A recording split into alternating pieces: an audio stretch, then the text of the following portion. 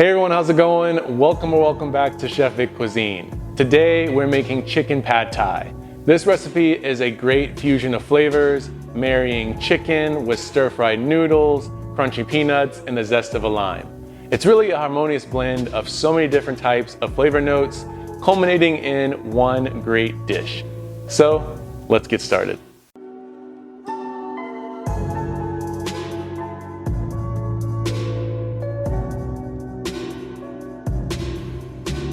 Alright, so let's dive into this recipe. We're going to start off with the meal prep.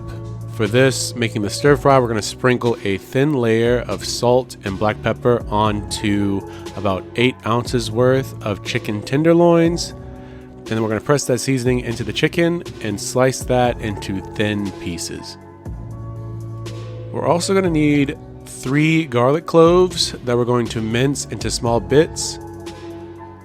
1 large red bell pepper that's been thinly sliced with the core removed. 3 green onions diced along the length. Half a cup of fresh cilantro that's been finely chopped. And that's all the real meal prep we need for this recipe.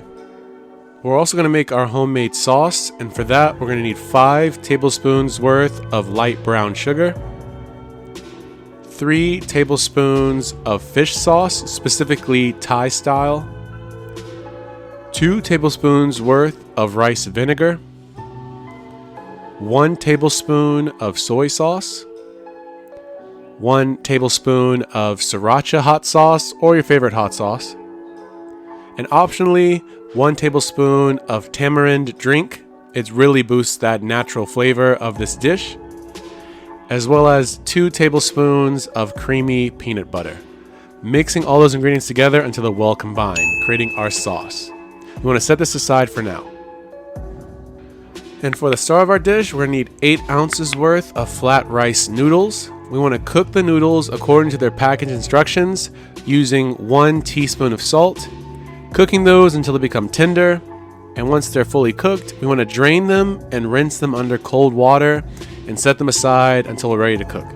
Alright, now we're ready to make the stir fry. In a large saucepan or a large wok, we want to heat 1 tablespoon's worth of vegetable oil over medium-high heat, or 375 degrees Fahrenheit or 190 degrees Celsius.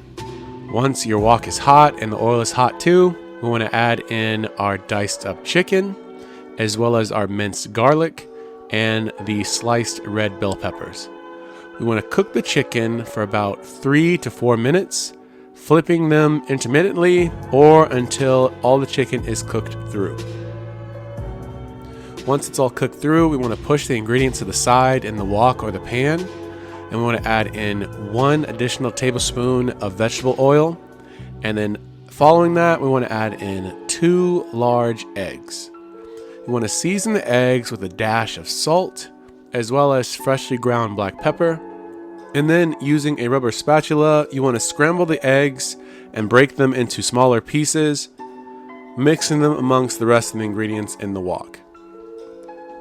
Next up, we want to add in our drained noodles, our prepared sauce, 1 cup's worth of bean sprouts, as well as half a cup of lightly salted roasted peanuts. Mixing all these ingredients together and tossing them together until they're well combined and dispersed. At this point, we want to remove the pan from the heat and garnish the top of the dish with our sliced green onions, a handful more of the roasted peanuts, our chopped cilantro, as well as an array of lime wedges. With this, it's ready to be served immediately and enjoyed. Congrats, you've just made chicken pad thai right at home. For a variation on this dish, you can use shrimp or tofu instead of chicken. Just make sure to cook the shrimp through before adding in the eggs in the 6th step of this recipe. But as you can see, it's really easy to make. I do hope you give this a try at home, and when you do, be sure to tag me at Chef Vic Cuisine or hashtag Chef Vic Cuisine so I can see your great takes on this dish. As always, this recipe and many more can be found in my cookbook, Chef Vic Cuisine Volume 5, Mastering Your Inner Chef. That's available on Amazon, and I'll be sure to leave a link to that in my description box. And feel free to click the pop-up on your screen for more information on that as well. Thank you all so much for watching. I really hope you enjoyed learning how to make this dish. And if you did, make sure you smash that like button for me. It's one of the best ways to show support for the channel. And if you haven't done so already, make sure you hit that subscribe button too. And feel free to share this recipe with all your family and friends. And stay tuned for next week, where I show you how to make a really easy entree dish, my miso glazed salmon. Well, thank you all again so much for watching. I really hope you enjoyed it. You can always check out my recipes on my page now. YouTube thinks you'll like these videos, let's see if they're right. And I'll catch you next time on another episode of Chef Vic Cuisine. And until then, peace.